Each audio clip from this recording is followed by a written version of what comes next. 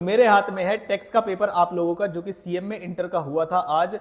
Paper बहुत बढ़िया रहा। बहुत सारे बच्चों ने मुझे बोला कि सर पेपर जो है आपको डिस्क्रिप्टिव पार्ट भी डिस्कशन करना चाहिए। जो एमसीक्यू पार्ट है वो मैं ऑलरेडी सॉल्व करा चुका हूं, जल्दी से क्विकली बता दूंगा किसके क्या आंसर है, वो आप देख लीजिएगा।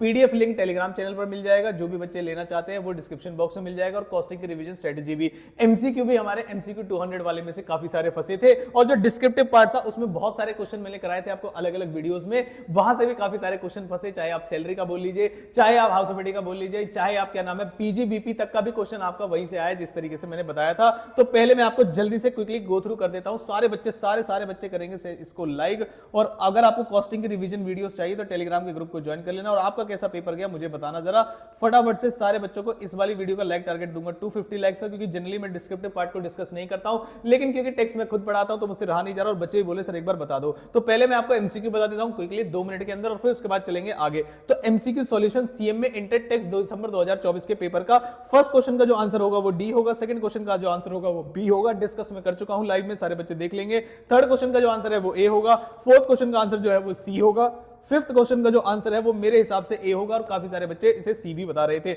सिक्स क्वेश्चन का आंसर बी होगा, सेवेंथ क्वेश्चन का आंसर डी होगा, एट्थ क्वेश्चन का आंसर नाइन्थ होगा, और 10th क्वेश्चन का आंसर सी होगा। और उसके बाद एट्थ क्वेश्चन का आंसर बी होगा और 9th का सी होगा, 10th का सी होगा, 11th का ए होगा, 12th का बी होगा, 13th का बी होगा, 14th में बहुत सारे डिस्कशन हुए हमारे, लेकिन आंसर जो फाइनल निकल के आया वो था ए। और उसके बाद 15th वाले पे आ जाते हैं, तो 15th वाले का आंसर था बी। ये थे आपके एमसीक्यू सॉल्यूशन। मुझे एमसीक्यू स्कोर कार्ड बताना अपना कितना क्या रहा। अब मैं आता हूं इसके बी पार्ट पे। बी पार्ट में जल्दी से आ जाता हूं। एक बच्चे ने जो भेजा था मुझे वो इस तरीके से। तो पहले वाला क्वेश्चन जो था वो क्या था, briefly explain the reference to income tax act 1961 whether the following are capital revenue receipt. तो सिंपल क्वेश्चन था। उसने कहा रमन एम्प्लॉयड स्टार्टेड कंपनी से, कंपनी ने पे की है सैलरी उसको कैपिटल बैलेंस में से, तो ये कैसी रिसिप्ट होगी, इसे रेवेन्यू रिसिप्ट बोलेंगे।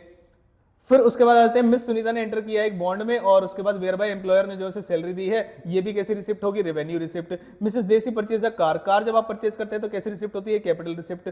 नेक्स्ट मिस श्रेया ऑपरेट करती है प्रोफेशन को, उन्होंने रेंट कर लिया है ऑफिस को। She got in office painted and spent 1 lakh on such painting, the painting will last for 5 years। देखने में ऐसा लगेगा कि आपको एक कैपिटल नेचर का है, लेकिन पेंटिंग जब आप कराते हो उससे आपकी कोई भी कैपेसिटी नहीं बढ़ती है, कोई भी सेलिंग कैपेसिटी नहीं बढ़ती है। तो मेरे हिसाब से जो इसका आंसर होना चाहिए वो होना चाहिए रेवेन्यू। और जब आप परचेज एग्रीमेंट में आए थे बिल्डर के साथ फॉर फैक्ट्री 31 दिसंबर को, बिल्डर ने 10 लाख रुपए दे दिए as compensation for delay in giving the position of the factory building. This compensation will be decided as the terms of contract. तो इसे भी रेवेन्यू ही बोला जाएगा मेरे हिसाब से, तो इसमें कोई दिक्कत नहीं होनी चाहिए। नेक्स्ट आते हैं बी पार्ट पे। बी पार्ट जो है क्वेश्चन का, उसमें क्या बोला है, आपको सैलरी निकालना है, और क्या पूछा है उसने, शिफ्ट कर दिया ऑप्टेड आउट वाले में। तो ऑप्टेड आउट वाला मतलब सिंपल कैलकुलेशन करनी थी आपको। ग्रेचुटी की भी एग्जेम्पशन मिलेगी, सारी चीजों की एग्जेम्पशन मिलेगी। तो कौशल जिसकी एज 60 ईयर्स है, वो रिटायर हुआ है प्राइवेट कंपनी में 1 फरवरी के बाद, और उसे सर्व की है जनरल मैनेजर के कंपनी के अंदर 25 साल और 6 महीने। He was drawing a salary of 95,000 per month since the 1 January 2022। DNS allowance जो है 12% ऑफ बेसिक सैलरी था, 30% जो है फॉर्म पर करता है रिटायरमेंट बेनिफिट्स के लिए, और उसे रिसीव हुई है फॉलोइंग एमोलमेंट्स। ऐसे क्वेश्चन मैंने सुपर 40 में भी डाले थे। आई होप आपको क्वेश्चन करके गए होंगे, उसके हिसाब से बहुत ही सिंपल क्वेश्चन था। ग्रेजुटी आपको 25 लाख रुपए मिली है और वो कवर्ड है। ध्यान से सुनना, जब भी ग्रेजुटी में कवर्ड होता है तो आपको बताना चाहिए कि 15/26 लेंगे या 15/30 लेंगे, संडे कवर होते हैं या नहीं कवर होते हैं, और पार्ट देयर ऑफ लेंगे या कंप्लीट ईयर ऑफ सर्विस लेंगे, तो आपको बताना चाहिए कि उसमें कंप्लीट ईयर ऑफ सर्विस लेते हैं। यानी कि आपको इस वाले अमाउंट में, मैं कैलकुलेशन तो नहीं करूंगा लेकिन पूरी बात बता दूंगा आपको कि 25 साल इसके अंदर लेना चाहिए था। अगर कवर्ड होता है तो आपको 25 साल लेना पड़ेगा। फ्रैक्शंस टू भी इग्नोर करते हैं उसके अंदर। लीव सैलरी 12 लाख है और इसके अंदर बहुत सारे चेंजेस नहीं है। जो लीव सैलरी है वो 2 मंथ्स की अलाउड है उसे, तो 25 साल में अगर उसे 2 मंथ्स की अलाउड थी तो 50 मंथ्स की सैलरी उसे अलाउड थी, ठीक है। और उसने टोटल 12 मंथ्स की सैलरी ली है, तो टोटल 12 मंथ्स की सैलरी ली है। इसका मतलब क्या है कि इसका मतलब उसे 38 मंथ्स की 38 मंथ्स की अनपेड लीव सैलरी, जिसके हिसाब से आपको कैलकुलेशन करनी थी लास्ट 10 मंथ्स की। फुल फ्लेज आंसर चाहिए तो मुझे बता देना, मैं फुल फ्लेज आंसर अभी डिस्कस नहीं कर रहा हूं क्योंकि बच्चों के अभी पेपर चल रहे हैं, लेकिन कंपटीशन इसी के बेस पे होगी। लास्ट 10 मंथ्स की एवरेज सैलरी निकाल देंगे और कोई भी दिक्कत वाली बात नहीं होगी। नेक्स्ट आते हैं कमिटेड पेंशन पे। अब कमिटेड पेंशन का क्या होता है, 100% जो भी कमिटेड पेंशन रिसीव होती है उसका 1/3, क्योंकि इसे ग्रेचुटी मिल रही है। अगर ग्रेचुटी नहीं मिल रही होती तो 1/3 हाफ जो है वो एग्जेम्प्ट करा देते, लेकिन क्योंकि ग्रेचुटी मिल रही है तो 1/3 जो इसका होगा, यानी कि 1/3 इसका मतलब ये होगा कि इसमें से हम इसका 1/3 माइनस कर देंगे जो कि आता है 1,50,000 and 3 lakh will be taxable. I hope आप ऐसा ही करके आएंगे, सिंपल क्वेश्चन था, कोई भी दिक्कत वाली बात नहीं थी इसमें। थर्ड के ए पार्ट में आते हैं, जिन जिन बच्चों ने हाउस प्रॉपर्टी मेरा सेशन लिया था वो समझ गए होंगे, बेसिक क्वेश्चन था, कुछ भी दिक्कत नहीं आएगी इसके अंदर। म्युनिसिपल वैल्यू जो है आपकी 9 लाख रुपए है, फेयर रेंट आपकी 7,50,000 रुपए है, तो इन दोनों में से क्या लेते हैं आप? इन दोनों में से हायर लेते हैं। जल्दी जल्दी बता रहा हूं मैं सुपर फास्ट स्पीड से, ठीक है। Standard rent control authority higher में आपका 9 लाख आ गया, और जो विचएवर इज लोअर करोगे तो इसका जो एक्सपेक्टेड रेंट आ गया, इसका जो एक्सपेक्टेड रेंट आ गया वो आ गया आपका 8,50,000 रुपए। नेक्स्ट आते हैं, कह रहे अबर प्रॉपर्टी को हमने लेट आउट कर रखा है 70,000 पर मंथ पर for the period of April से लेकर जनवरी तक, यानी 2 महीने। फिर क्या रहा? कह रहे there after the tenant vacated the property and mister Ram used his resident for self occupation. सारे बच्चे ध्यान रखेंगे, जो जो इसे वैकेंसी करके आया है वो सारे गधे हैं। मैंने सेशन में ही बता दिया था वैकेंसी मतलब होता है घर में ताला लगा होना चाहिए। हालांकि इससे आंसर पे कोई फर्क नहीं पड़ेगा, लेकिन आपको वैकेंसी ऐड नहीं करनी थी क्योंकि हाउस वाज नॉट वेकेंट। बहुत सारे बच्चों ने मुझे मैसेज किया कि सर एक टीचर ने बताया, एक सिटीजन ने वैकेंसी बताई। गधे हैं वो लोग। जब आप हाउस में ताला तक नहीं लगाते, जब तक उसे वेकेंट ट्रीट नहीं किया जाता, तो अगर आपने घर में दो जब खुद रह रहे हो आप 2 महीने के लिए, तो how can it be vacant? आप खुद रह रहे हो उसके अंदर, ठीक है। और जनवरी का जो मंथ है वो रियलाइज नहीं हुआ और मिस्टर रमेश ने कोई भी इंस्टीट्यूट लीगल प्रोसीडिंग फाइल नहीं की है। इसका मतलब ये है कि रूल 4 की कंडीशन सेटिस्फाई नहीं हुई है, और पूरा जो रेंट होगा यानी 70,000 इंटू 10 मंथ्स, 70,000 इंटू 10 मंथ्स का जो अमाउंट है 7 लाख रुपए, क्योंकि आपने फरवरी और मार्च का नहीं दिया है। वैकेंसी ऐड करके भी देखी होगी बच्चों ने, अगर कुछ तो गलती से आंसर, जब आप वैकेंसी ऐड करोगे तो आंसर आएगा 8,40,000 रुपए। 8,40,000 तब भी कम है, और फिर भी जो आंसर आ जाएगा वो 8,50,000 रुपए आ जाएगा। तो आई होप आप सभी का जो जीएबी है वो 850 आया होगा, ऐसी मैं उम्मीद करके चल रहा हूं। सारे बच्चों को मैंने सिखाया था, बताना जरा आपने सही से सीखा और सही से किया या नहीं किया। वैकेंसी अगर कुछ बच्चे लिख के आए होंगे लेकिन उससे फर्क नहीं पड़ेगा, रूल 4 की कंडीशन सेटिस्फाई नहीं हो रही है कि उसने कोई लीगल प्रोसीडिंग नहीं ली है, इसका मतलब ये है कि आपको जो आपका 10 महीने का रेंट है उसमें से 70,000 माइनस नहीं करना है। रमेश ने म्युनिसिपल टैक्स पे किए हैं 10% during the year and paid interest of 35,000 during the year for amount borrowed on capital on towards repairs of the house property. अब लेट आउट पोर्शन है तो लेट आउट में 35,000 ही देंगे। ये जो उसमें रिपेयर्स दिया है तो काफी सारे बच्चे से 30,000 करके आ गए होंगे, लेकिन 30,000 करना है गलत। जब भी आपका लेट आउट प्रॉपर्टी होता है तो 35 हो या 3,50,000 हो या 35 लाख हो, कंप्लीटली अलाउड होता है, ठीक है।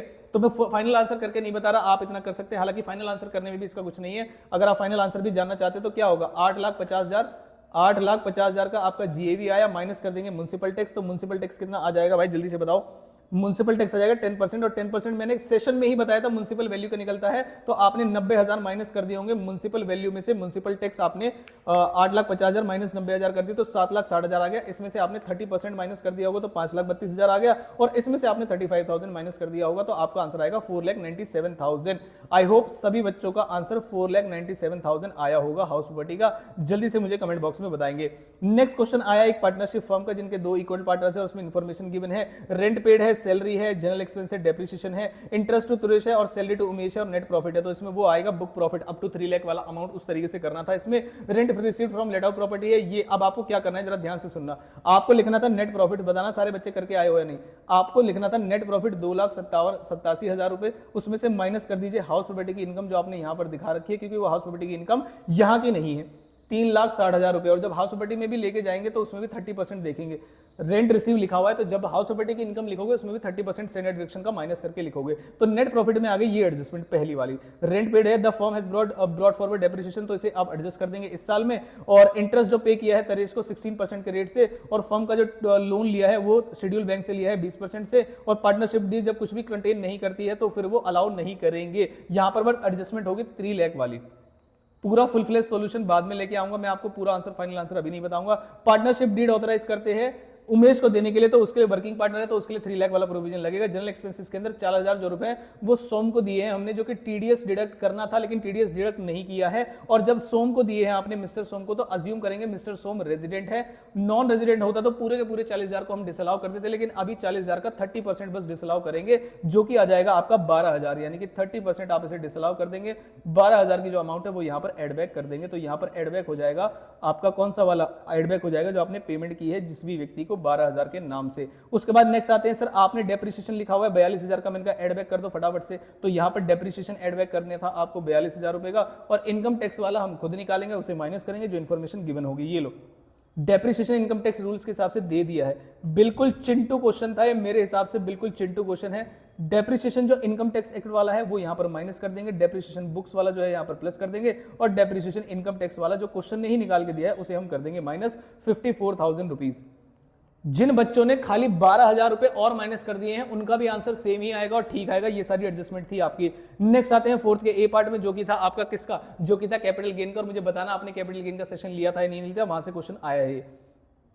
मिसेस पारुल ने अपनी कमर्शियल प्लॉट लैंड, मैंने सिर्फ लैंड के ही क्वेश्चन कराए थे, याद रखना, ना शेयर्स का कराया, किसी भी चीज का नहीं कराया मैंने। कह रहे 1 जनवरी को आपने लैंड बेचा है, और हमने भी जो सेशन लिया था वो 23-24 ही लिया था, जो बच्चे लाइव सेशन लेते हैं उनको पता होगा। और बेचा है आपने 86 लाख रुपए का, जबकि स्टैंप ड्यूटी 80 लाख रुपए की। बताओ जरा, एक्चुअल कंसिडरेशन ज्यादा है एसडीवी से, तो क्या गवर्नमेंट को कोई प्रॉब्लम होगी? Answer is no. तो जो आपकी फुल वैल्यू ऑफ कंसिडरेशन होगी वो कितनी होगी? तो फुल वैल्यू ऑफ कंसिडरेशन होगी आपकी 86 लाख रुपीज। आई होप सारे बच्चे ठीक करके आए होंगे। जब एसएससी खुद ही कह रहा है कि मैंने ज्यादा में बेची है तो गवर्नमेंट को क्या दिक्कत होगी? कह रहे इस प्लॉट को हमने 1 अप्रैल 2006 में खरीदा था 1,05,000 रुपए का। ब्रोकरेज हमने परचेज पे पे की थी ट्रांसफर टू सेंड के 5,000 रुपए की, यानी कि जो इसकी कॉस्ट ऑफ एक्विजिशन है वो होगी आपकी 1,10,000। नेक्स्ट उन्होंने कहा जो सेल पे किया है हमने, परचेज एंड ट्रांसफर पे किया है, यानी 86,000 सेल पे है, ये फुल वैल्यू ऑफ कंसिडरेशन में से मैं माइनस कर दूंगा। और 1 मार्च 2024 को उसने परचेज कर ली है आपके पावर फाइनेंस के बॉन्ड्स खरीद लिए हैं, तो ये 54 ईसी के अंदर आपको मिल जाएगा। कहां तक मिलेगा आपको? मैक्सिमम या तो जो कैपिटल गेन है वो मिल जाएगा, या फिर आपका 50 लाख रुपए तक की लिमिट है। और आपको यहां पर mister exercise option shifting opt out, तो इसका मैं शायद बता दूं कि जल्दी से, चलो आप मुझे पता है बोलोगे ही, तो फुल वैल्यू ऑफ कंसिडरेशन फटाफट से बता देता हूं आपको, इसका आंसर क्या आना चाहिए। मुझसे एक्चुअली टेक्स्ट का पेपर देख के रहा नहीं गया, मेरे हिसाब से तो बड़ा इजी था। आपको कैसा लगा मुझे बताना। Full value of consideration 86 lakh, और इवन जो थियोरेटिकल क्वेश्चन थे वो भी जो मैंने थ्योरी पीडीएफ दी थी वहीं से आए थे, और कहीं से भी नहीं घुमाया उन्होंने। फुल वैल्यू ऑफ कंसिडरेशन लिख लिया आपने, माइनस करेंगे इसमें एक्सपेंस ऑन ट्रांसफर, और एक्सपेंस ऑन ट्रांसफर जो थे वो 86,000 के थे, मैंने अभी चेक किया था। कहां गया भाई? कोई कैलकुलेशन एरर है तो आप जल्दी से कर लेना, क्योंकि मैं सुपर फास्ट स्पीड से कर रहा हूं। तो 8,86 लाख रुपए की आपने जगह बेची, जिसमें से 86,000 रुपए का आपने 1% का दिया होगा, ऐसा मैं अज्यूम करके चल रहा हूं। तो यहां पर आ गया 85 lakhs 14,000, ये आपका आ गया नेट सेल्स कंसिडरेशन। अब बस इसमें से 2 चीजें माइनस करनी है आपको, इंडेक्स कॉस्ट ऑफ एक्विजिशन और इंडेक्स कॉस्ट ऑफ इंप्रूवमेंट। आते हैं index cost of acquisition. Index cost of acquisition है आपकी 1 कितनी lakhs, index cost of acquisition है आपकी 1.1 लाख। तो 1.1 लाख का इंडेक्स कॉस्ट ऑफ एक्विजिशन है। 23-24 का उसने निकाल के दे रखा था, और कल भी मैंने सेशन में यही समझाया था सारे बच्चों को, जब भी लिया था कल परसों यही समझाया था आपको कि निकाल के दिया होगा, आपको टेंशन नहीं लेनी है। और कब खरीदा था उसने? 1 अप्रैल 2006 को, जो कि 6-7 में आता है, 5-6 में नहीं, ध्यान से सुन लेना। और नीचे जो डिवाइड होगा वो 122 से होगा, और कैलकुलेट करके आप खुद देख लेना। इंडेक्स कॉस्ट ऑफ इंप्रूवमेंट भी कुछ की है क्या उसने? चेक कर लेता हूं मैं। और नहीं, इंडेक्स कॉस्ट ऑफ इंप्रूवमेंट नहीं है, तो चलो सॉल्व कर ही देता हूं मैं, है ना। स्टैम्प ड्यूटी वगैरह में कोई दिक्कत वाली बातें नहीं है, और बाकी सारी चीजें ठीक है, तो माइनस कर देते हैं। तो 1,10,000 के खर्चे को हम 1,10,000 के खर्चे को हम मल्टीप्लाई कर देंगे 348 और डिवाइड कर देंगे 122 से, तो कितना आ जाएगा आंसर? तो आंसर आ जाएगा आपका 3,13,770। तो जो आपका खर्चा आया वो आया 3,13,770, 3,13,770 जो है वो खर्चा आया इसका। और मैं इसको क्या नाम है माइनस कर देता हूं। तो 85,14,000 में से माइनस कर दिया मैंने, 85,14,000 में से माइनस कर दिया मैंने 3,13,770, तो अमाउंट आ गया। हालांकि मैं इसको लाइव में भी सॉल्व करा सकता था, लेकिन मुझे ऐसा लगता है जिस बच्चे को देखना है देखो, जिस बच्चे को नहीं देखना वो मत देखो, आपकी मर्जी है। इसमें से फिर आपको एग्जेम्पशन 54 ईसी वाली माइनस करनी है, तो लेस कर देंगे इसमें से एग्जेम्पशन जो है वो 50 लाख की माइनस हो जाएगी। 50 लाख की जब एग्जेम्पशन माइनस कर देंगे तो जो taxable long term capital gain आना चाहिए वो आना चाहिए आपका, इसमें से 50 माइनस कर दीजिए, 32,230। मेरे हिसाब से आंसर ये होना चाहिए। एक बार आप कैलकुलेशन को क्रॉस चेक कर लेंगे। मैं चला आगे।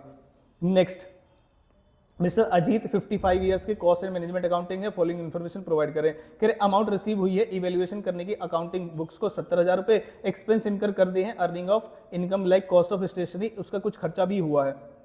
ये पूछा क्या है हमसे? शेयर्स, ठीक है, इनकम ड्यूरिंग द ईयर। हमें बताना क्या है भाई, ये तो बताओ। Compute the income chargeable under the head income from other sources in the hands of assessor and briefly explain the reason wherever applicable, कि उसने ऑप्ट किया है डिफॉल्ट टैक्स रिजीमा के लिए। मैंने कहा उससे क्या दिक्कत होती है?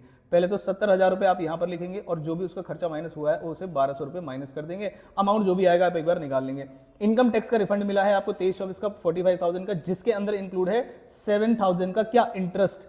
तो आपका जो इंटरेस्ट है 7,000 का ये टैक्सेबल होगा, जो बाकी का 38,000 है वो टैक्सेबल नहीं होगा। ये आईएफओएस में जाएगा ऑफ कोर्स। कैश गिफ्ट मिला है मुझे अपने फ्रेंड से मैरिज एनिवर्सरी पे 76,000 का। पहली चीज तो किसी रिलेटिव से नहीं मिला, पहली कंडीशन यहां चेक करते हैं। दूसरी चीज क्या मैरिज पर मिला है, मैरिज पे नहीं मिला, मैरिज एनिवर्सरी पे मिला है। और तीसरी चीज ये ग्रेटर देन 50,000 है।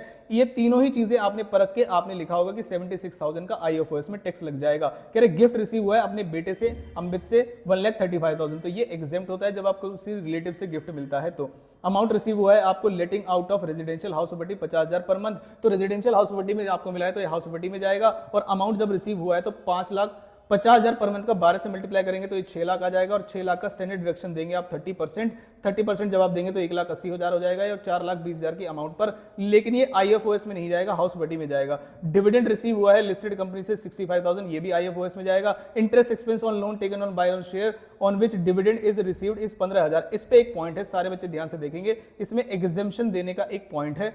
आई होप आपने लगाया होगा एग्जेम्पशन वाला पॉइंट, और ये भी IFOS में ही जाएगा। एग्जेम्पशन बताओ इसमें कितने की आएगी, या तो 15,000 ले लो है ना, या फिर 15,000 का तो 13 की आनी चाहिए एग्जेम्पशन। बताना जरा आपने 7th वाले पॉइंट में क्या लिखा, ठीक है। उसके बाद आते हैं नेक्स्ट, ये एक सेट ऑफ का क्वेश्चन है, आप आई होप कर लेंगे, ये तो सिंपल क्वेश्चन है। मैं आगे चला, अब मैं GST बता देता हूं फटाफट से। और ये थ्योरी वाले फीचर, सारे क्वेश्चन बाद में डिस्कस करेंगे। थ्योरी वाले क्वेश्चंस पे आते हैं। क्या ये फीचर और इनडायरेक्ट टैक्स जो मैंने आपको थ्योरी दी थी, बताना जरा सारे बच्चे क्या थ्योरी बाहर से आई या उसी में से आई, और मेंबर्स के जो काउंसिल है वो कौन है, उसकी 5 रिकमेंडेशन, ये सारे क्वेश्चन आपको थ्योरी वाली PDF में मिल जाएंगे। सारे बच्चे मुझे बताएंगे। 7th के A पार्ट में आएंगे। State with reason whether person liable to pay GST in each of the following independent where the supplier recipient both are liquid in the taxable tax. आपको बताना है पर्सन लायबल है ना, इंडिपेंडेंट केसेस में, कि बताइए जरा पर्सन लायबल का मतलब यह है कि रिवर्स चार्ज लगेगा, फॉरवर्ड चार्ज लगेगा, ये पूछा है आपसे। तो मनी सेव बैंक ने लोकेटेड है कोलकाता में, अपॉइंट किया है मिस साक्षी को, एक रिकवरी एजेंट है, और बैंक ने अगर अपॉइंट किया है रिकवरी एजेंट को तो रिवर्स चार्ज लगेगा RCM। तो जो भी बैंक होगा वो लायबल होगा रजिस्ट्रेशन के लिए। नेक्स्ट उन्होंने कहा अगर आपका आंसर चेंज हो जाएगा, क्या अगर साक्षी रिकवरी एजेंट जो है वो कार डीलर की है, यस आंसर चेंज हो जाएगा, उसमें फॉरवर्ड चार्ज लग जाएगा, और जो एजेंट है जो सर्विस प्रोवाइडर है उसी को देना पड़ेगा, साक्षी को ही देना पड़ेगा। नेक्स्ट मिस्टर मोहित है, उसने लोन लिया है फिर से बैंक से, और he has taken a service of individual mister Prakash जो कि डायरेक्ट सेलिंग एजेंट है। इसमें भी आपका कौन सा वाला चार्ज लगेगा, रिवर्स चार्ज मैकेनिज्म लगेगा, और इसके अंदर भी आपका जो बैंक है बैंक लायबल होगा। सिंपल क्वेश्चन 7 नंबर का, इससे अच्छा क्वेश्चन नहीं आ सकता। बी वाला पॉइंट हमसे क्या पूछा है, you are required to compute the value of taxable supply. VOS का क्वेश्चन उन्होंने थोड़ा सा घुमा दिया है। जनरली ऐसे क्वेश्चन वो एग्जाम में पूछते नहीं है, लेकिन आज पूछ लिया। कह रहे न्यू पॉलिसी जो है सब्सक्राइबर प्रीमियम कलेक्ट किया है हमने, तो नई पॉलिसी है, पहले से नहीं पता, तो आप कितना अमाउंट लगाएंगे इसका 25%। आई होप आप इस क्वेश्चन को नहीं छेड़ के आएंगे, मैं ऐसी उम्मीद करता हूं आपसे। रिन्यूअल प्रीमियम पॉलिसी है, अगर रिन्यूअल वाली है तो उस पर कितना लगता है, हाफ लगता है, मतलब 12.5% लगता है, तो कोई दिक्कत वाली बातें नहीं है। Only risk cover apply premium collected, तो ये तो भाई 100% ही लग जाएगा, तो ये तो पूरा आ जाएगा। तो ये आ जाएगा आपका 50 लाख का 25% आता है 12.5 लाख, और 75 लाख का 12.5% आता है 93.7, 9 लाख 9.37, 9,37,500। एक बार क्रॉस चेक कर लेना इसकी कैलकुलेशन और रेट से एक बार प्लीज, मैं बिल्कुल भी कंफर्म नहीं हूं इसको लेके। Single premium annuity premium collect किया है उन्होंने, तो ये 10% होगा अगर सिंगल है तो 9,50,000 हो जाएगा ये वाला अमाउंट, और बस ठीक है, बाकी आएगा नहीं। तो मेरे हिसाब से इस तरीके से क्वेश्चन सॉल्व होना चाहिए था, और मैं ऐसी उम्मीद करता हूं कि आपने ये वाला पार्ट नहीं किया होगा। उसके बाद आते हैं, क्या पूछ रहे हैं हमसे, कह रहे श्याम लिमिटेड रजिस्टर्ड है प्रोवाइडिंग फॉलोइंग इन्फॉर्मेशन, और आपसे ITC पूछा है, और इसका भी मैंने सेशन लिया था ITC वालों का। और ITC में बताओ आपसे क्या पूछेगा, ITC में पूछेगा भाई इनवॉइस मिसिंग है तो क्या होगा, लास्ट लॉट वाला पॉइंट पूछेगा। ये बचे ही यही है, देखो रूटीन मेंटेनेंस चार्जेस है कार के जो कि मैन्युफैक्चर्ड बाय रूटीन, पहले है कौन, ये देखो Shyam limited registered manufacturer of cars को मैन्युफैक्चर करते हैं, तो जो कार्स पे आपका रूटीन मेंटेनेंस चार्जेस हैं वो मिल जाएगा, क्योंकि आपको ये ब्लॉक क्रेडिट में नहीं आता। कैपिटल गुड्स आपको रिसीव हुए हैं, out of 5 items invoice for 1 item was missing and GST paid on that item was 2500, तो इसमें से आप 2500 हटा दो, सिंपल। तो कितने पे मिल जाएगा, और क्या ये एडजस्टमेंट मैंने आपको करा रखी है लाइव सेशन में, बताना जरा मेरे सारे बच्चे। तो 42,500 का यहां पर मिल जाएगा, 40,500 का मिल जाएगा। कह रहे इनपुट के अंदर 4 इक्वल लॉट्स है, बताओ बता ही गए ITC में, कुछ भी दिक्कत नहीं है। 4 इक्वल लॉट्स है, out of which 3 lots were received during the month, तो 3 लॉट्स मिल गए हैं, एक पे भी नहीं मिलेगा। और ये वाला पॉइंट मैंने बार बार बताया था सेशन में। ट्रेवलिंग बेनिफिट्स है जो कि एम्प्लॉयज को दिए गए थे, जनरली ब्लॉक्ड होते हैं, और वेकेशन के जो कि स्टेट्यूटरी ऑब्लिगेशन के अंदर आते हैं। तो जो भी पॉइंट स्टेट्यूटरी ऑब्लिगेशन के अंदर आता है, सारे बच्चे ध्यान से सुनेंगे, वो अलाउड होते हैं। नेक्स्ट, तुमने कहा परचेज की हमने मशीनरी मैन्युफैक्चरिंग प्रोसेस के लिए 2 लाख रुपए की एंड क्लेम्ड डेप्रिसिएशन, तो क्या ये मिलेगा? Answer is no. ये कंडीशन होती है आपकी 16 सेक्शन के अंदर कि या तो आप डेप्रिसिएशन ले लो और या फिर आप क्या नाम है हम उसे जीएसटी दे देंगे। रिपेयर सर्विसेज की है ऑफिस बिल्डिंग की, cost of repair charge to the PNL, तो रेवेन्यू लेचर का है तो आपको मिल जाना चाहिए। तो ये कुछ अमाउंट है, टोटल करके देख लेना कितनी आएगी आपकी, ठीक है। बाकी ये आपका आ गया है कौन सा वाला पॉइंट, ये आ गया है कस्टम वाला पॉइंट जो मैं पढ़ाता नहीं हूं। और आई होप मैं ना सिर्फ एमसीक्यू, जितने भी प्रोविजन मैंने आपको कराए थे प्रैक्टिकल, उसमें आपको लाइव सेशंस में आईटीसी का क्वेश्चन आपको दिखाई दिया, उससे रिवर्स चार्ज का क्वेश्चन आपको दिखाई दिया, और इनकम टैक्स में तो बहुत सारी चीजें आपको दिखाई दी होगी। आई होप आपका पेपर बढ़िया गया होगा।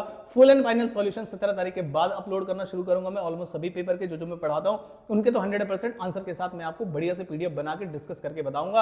अब लग जाते हैं अगले कॉस्ट के पेपर के लिए। 8 या 9 बजे के बीच में सेशन होगा, मैं आपको टाइमिंग अपडेट कर दूंगा टेलीग्राम ग्रुप पे। इसका पीडीएफ भी आपको टेलीग्राम ग्रुप पे ही मिल जाएगा। आई होप आपको वीडियो अच्छी हेल्पफुल लगी होगी। अच्छी लगी हो तो वीडियो को लाइक कर देना। मिलता हूं आपसे अगली किसी इंपॉर्टेंट वीडियो के साथ, और अगले 24 घंटे तक जब तक आपका पेपर नहीं हो जाता कॉस्ट का, मेरे साथ बने रहिएगा। इंस्टाग्राम हैंडल सारे बच्चे ज्वाइन कर लेंगे, जिन्होंने अभी तक ज्वाइन नहीं किया है सारे पीडीएफ्स आपको वहां पर मिल जाएंगे। तो मैं एक बार दिखा देता हूं जो बच्चे अभी तक फॉलो नहीं करते हैं, अभी मुझे दिखाई नहीं दे रहा है, और यहां तक आ गए तो देखो भाई लाइक करके जाना, मेरी बहुत एफर्ट्स लगी है इसमें। बच्चे पूछ रहे थे सर बता दो, पता नहीं एक दो टीचर ने बोल दिया उनसे कि हाउस ऑफ में क्या नाम है वैकेंसी होगी, किसी ने बोल दिया कि ट्रेवलिंग बेनिफिट्स जो है वो अलाउड नहीं होंगे, जबकि लिखा हुआ है कि स्टेटरी ऑब्लिगेशन है। तो मेरा हक बनता है कि अगर बच्चों को कोई कंफ्यूजन है तो मैं उन्हें आके बता दूं। जो भी फैकल्टी बता रहे पता नहीं क्यों बता रहे हैं ऐसा, तो ये एक इंस्टाग्राम की आईडी है, आप इसे फॉलो कर लेंगे, जिसमें आपके सुपर 40 एमसीक्यूज और सीएमए के सारे कंपाइलर्स अवेलेबल हैं, और आपको कहीं से भी कोई भी पीडीएफ के लिए वेट नहीं करना पड़ेगा। और टेलीग्राम का लिंक जो है मैं आपको डिस्क्रिप्शन बॉक्स में दे दूंगा, ये पेपर भी आपको वहीं पर मिल जाएगा। मिलता हूं आपसे अगली किसी इंपॉर्टेंट वीडियो के साथ। All the very best. Cost में आखिरी पेपर है, दम लगा दीजिए, 200% और एग्जामिशन लेके रहेंगे कॉस्ट में। मिलता हूं आपसे बहुत जल्द।